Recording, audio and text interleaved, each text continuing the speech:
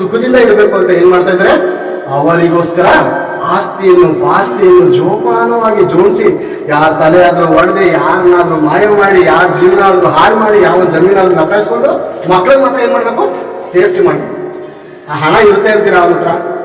ತನ್ನ ತಂದೆ ನೀತಿವಂತನು ದುಷ್ಟನು ಅಂತ ಯಾರು ಚೆನ್ನಾಗಿ ಗೊತ್ತಾಗಿರುತ್ತೆ?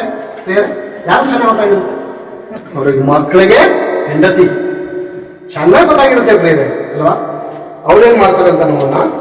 ಯೋಬ 20:11. ಯೌವನವು ಅವನ ಎಲುಬುಗಳಲ್ಲಿ ಇನ್ನೂ ತುಂಬಿರುವಾಗಲೇ ಅದು ಅವನೊಂದಿಗೆ ಧೂಳಿನಲ್ಲಿ ಮಲಗುವುದು. ಯಾಕಪ್ಪ ಈ ತರ ಯೌವನವು ಯಾಕೆ ಧೂಳಿನಲ್ಲಿ ಅಂದ್ರೆ, ವಯಸ್ಸುನಲ್ಲಿ ಯಾಕೆ ಸಾಯ್ತಾನೆ ಹೇಳಿ? ಕೆಳಗಡೆ ನೋಡೋಣ.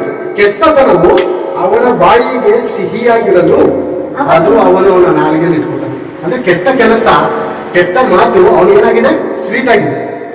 ಕೆಲವರು ನೋಡಿ ಎಷ್ಟು